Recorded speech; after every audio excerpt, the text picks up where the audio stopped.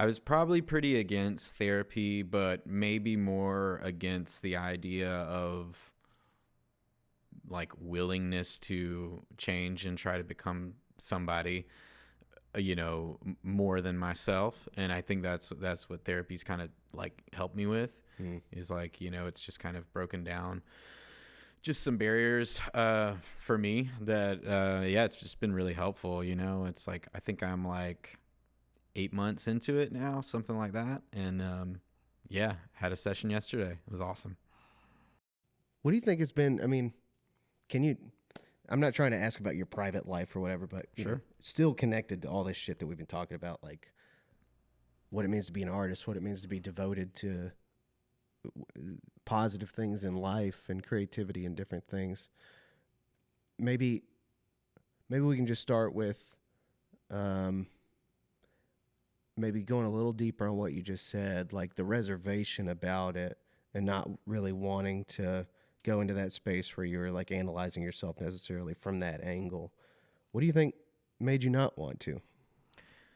Um, I think that there's a big part of me that is rigid and like determined.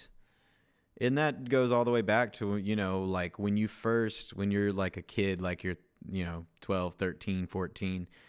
And especially if you're an artist of any kind and you start telling people like, yeah, I'm like, this is what I want to do with my life. And it's like, you're going to unfortunately be met with a lot of people kind of stomping on those dreams. And so I think that I developed kind of like a rigidness about that, where it was like, if somebody, I'm going to prove them wrong or whatever.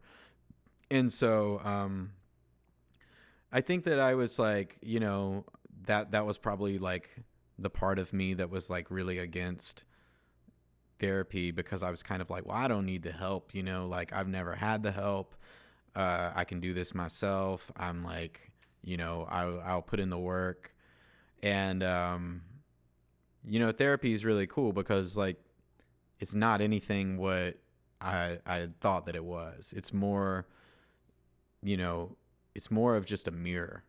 And then you get to really see like all the different parts of you, all the different sides of you, and like why are they the way that they are, and why did I develop a rigidness at such a early age? And it was just because you're trying to guard your heart, as a kid. And so yeah, I think that was probably the reason I didn't want to go. And it's probably the thing that I'm working on most in therapy, is like breaking down that rigidness and realizing that it's like, it's a tool that was really beneficial for me rather than something to be ashamed about. And so, but like with any tool, it's like if you use it constantly for a decade, like it's going to feel worn out and exhausted. So it's like something we were talking about yesterday was like knowing how to set that tool aside and just be like, you served your purpose. I'm a different person now than I was when I first picked you up. And now my relationship with that rigidness needs to develop. Man, yeah.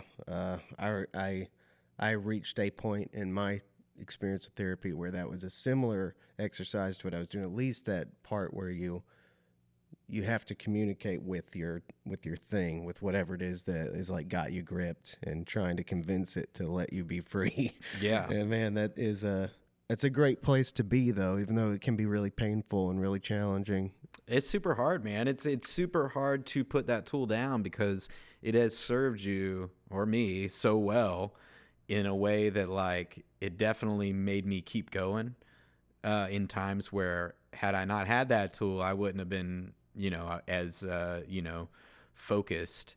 Um, but I think the problem is you start developing like serious trust issues with anyone, whether it's a promoter or a label or a booking agent or a manager or whoever. It's like you've got to break down those walls because there are people who just want to help and they want your vision to be the thing that is getting pushed forward, and they don't want you to change. Like I was saying with John Carter, it's like I didn't need to use that tool in that situation because John wanted me to be myself in the studio. Whereas, I'm sure some producers come in and they're like, want you to be this version that they have in mind of like what they think you should be.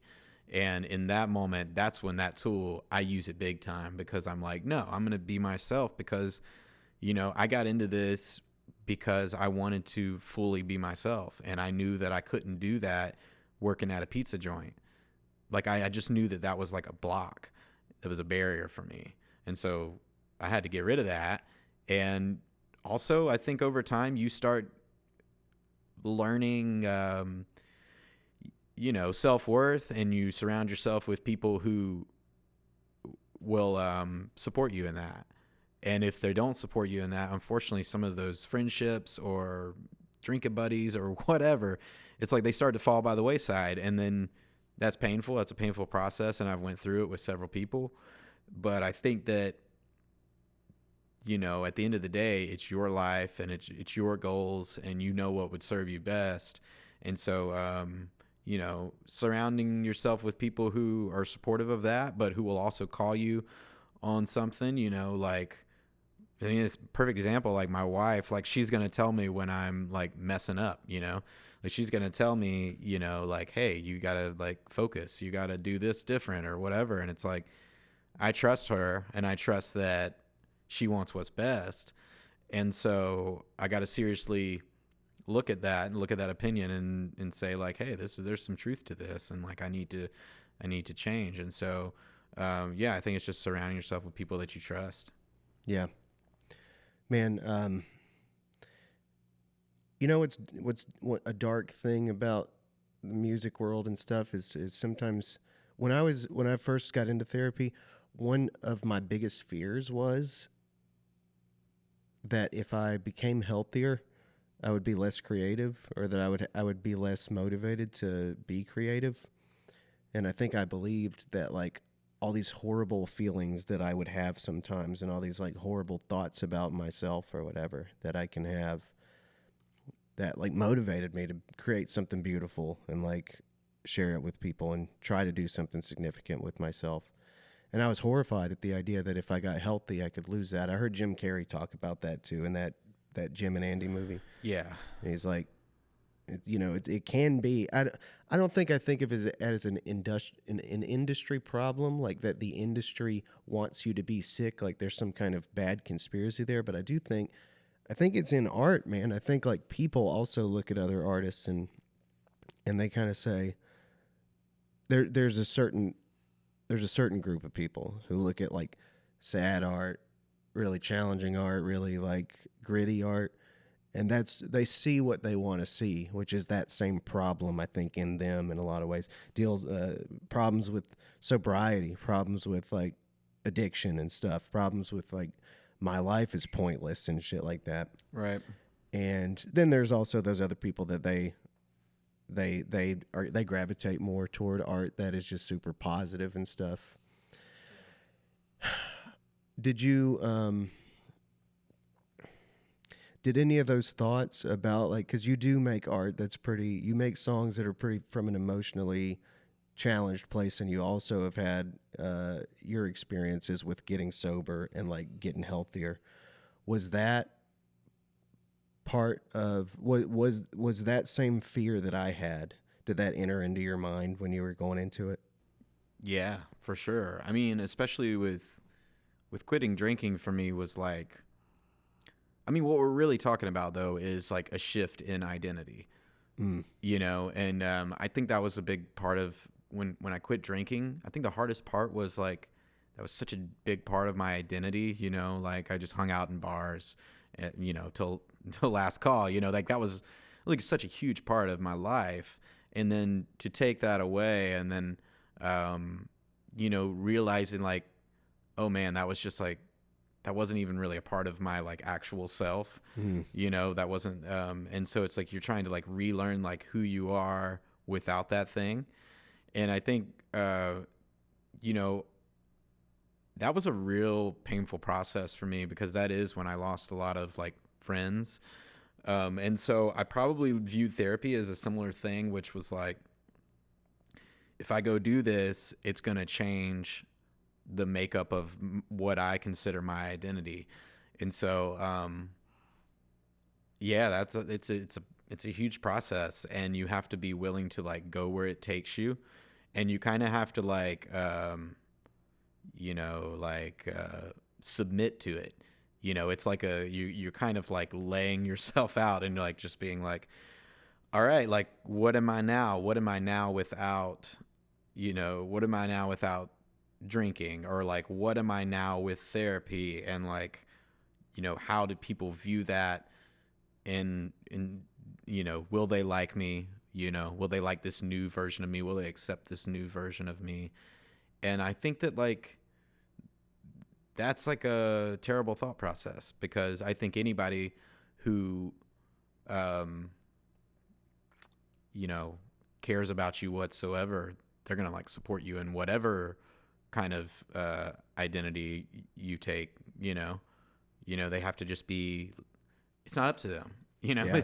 And I think that's so often in life where it's like people care about this or that, and they have big opinions about this or that, and like rarely does it actually affect them. It's more about the person who they're placing judgment on. 100%. Yeah.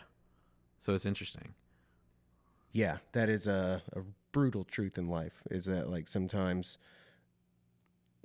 the sad story is that like what people want is a companion to like torture themselves with or whatever, to like not be the best they can be with. So they want to surround themselves with people who are not going to like elevate beyond that certain point. I mean, like, there's plenty of examples of people just seeing other people as objects that either make them, not plenty of examples, I said that wrong, but the truth about people is that a lot of the times we see each other as objects that either make you feel good or bad about yourself. And the people who want to become healthy sometimes make other people feel bad about themselves, Yeah, I mean, and that's part of it. And it's like a weird experience where, a lot of my fans know that I don't drink. And sometimes after a show, I'll talk to someone at the merch table, and they're out, they're having a good time, and they got a good buzz going on, and they feel the need to like apologize to me, where I don't need an apology from anyone. Like, never have I once thought like quitting drinking made me superior to anyone who has not done that. That's not part of my process. What I have thought is it made me a better person. It made, it gave me clarity to see what I actually needed to work on. And so whenever someone's apologizing to me, I always feel really awkward, because I'm like, you're like, you have your own path. Like, maybe you're not ready to quit drinking, or maybe you don't need to quit drinking. Maybe you're just out having a good time, and that's all it is. And like, that wasn't all that it was with me. And so I knew that I had to make a change there if I wanted to, hold on to the relationships that I felt were worth holding on to. Sparing some details, you understand? Like, I'm not asking you to tell everything about your life, but maybe as it relates to creativity or something. What do you think quitting drinking, like what did it open up for you? Like, what did it do when you quit drinking? Made my standards higher. Yeah. I mean, I feel like that's the biggest change. It was like, because like, okay, so why are you an addict? Like, what are you running from? Why are you running to drinking? Like, what was the thing? And it's like, for me, it was always like, I just scared of like, I'm not good enough. Like, I'm not a good enough songwriter, or like, I don't have what it takes to do this long term. And this is like the dream that I've sunken my teeth into. And so like, and I felt like I was constantly kind of like running from that insecurity, and that, I was trying to mask it and tap into my ego and feel confident within that.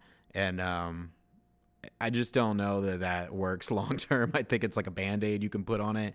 But I think like quitting drinking for me, like, it gave me the clarity to see like, man, I have a lot I can work on, and there's I can get way better at my craft. And I don't think that's something I necessarily like put in the forefront of who I was.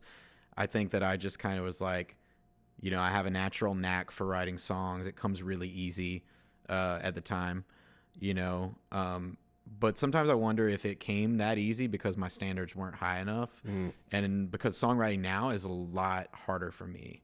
And I think that, the older you get, the higher your standards get. You're pulling from this well of creativity your entire life, and you're trying not to tread the same ground.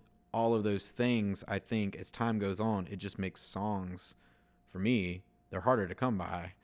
And I'll get one occasionally, and when I do, I'm like, thank the heavens, it feels really good to finish a song now. I mean, it always has, but I think that now I like, I'm a little bit more reverent towards the process, and like just knowing that, and just like having the clarity to just know like when something isn't good, just being like, wait a minute, like I can do better. Like I know I can do better. I have done better. Let's work on this. This isn't done till it's really done, so all that kind of thing.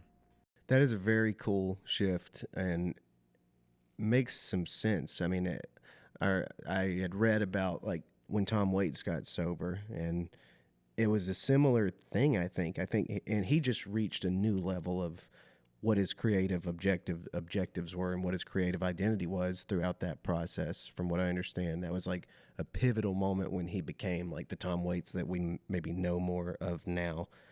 And I've seen that in other artists too, and it makes sense that like I guess when you decide I'm not going to accept this crutch thing, I guess it makes some sense that you're sort of what you feel like you're capable of and what you feel like your standards are for how you're going to live and all that stuff rise.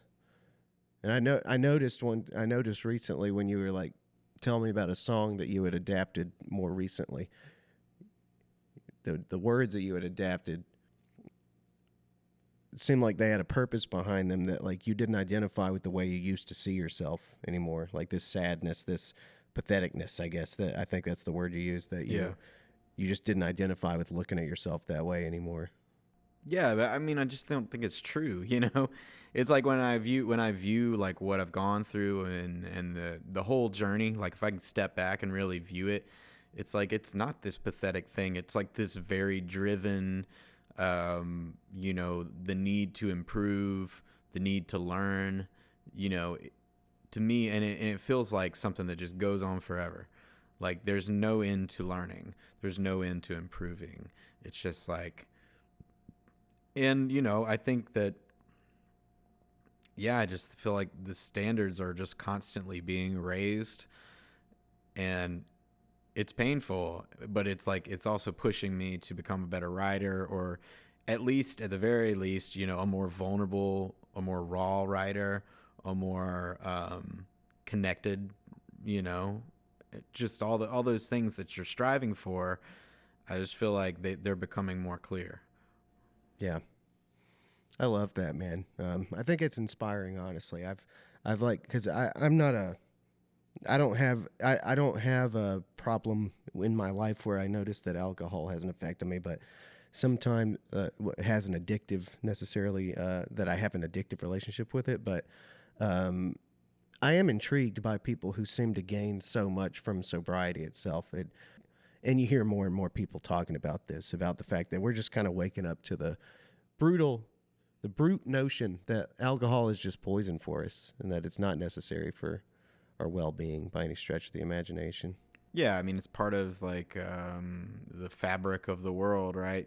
Like you can't watch any sports game without seeing like 18 beer commercials or whatever, or liquor commercials, and it's like enjoy responsibly, and like I guess that works for like some people, but like enjoy responsibly for me, that didn't work. Yeah. I became an addict, and I still view myself as that. Like I think there's a really like a crazy misconception that once someone quits drinking, like then they're good, And like to me, I think recovery is like it's a long lasting thing. I don't think there's like I still view myself as in recovery, and I haven't drank in like over 7 years, but I still want to. Mm. You know, it's like I never stop wanting to get drunk. I want to get drunk, you know, like, but like, I think that like people are scared to talk about that because it's a vulnerable thing. And it's like, and like, I think that a lot of people would view that as like, why do you want to get drunk? Like your life's so much better without that. And it's like, well, yeah, but like, I'm still, you know, I'm still a person. I still have feelings, and I still feel drawn to that, Mm. you know, whether I act on those, um, you know, feelings, or you know, that's a whole other thing.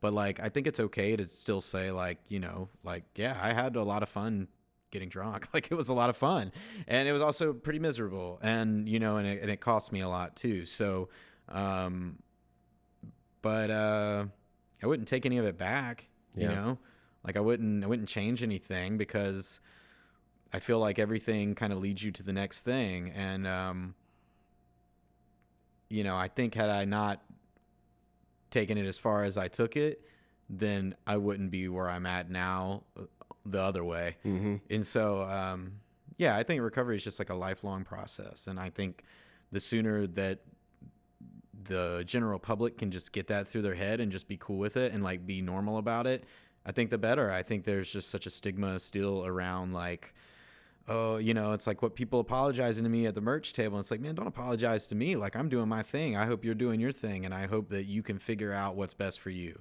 And that's you know, that's where I come from, like with it all. Yeah.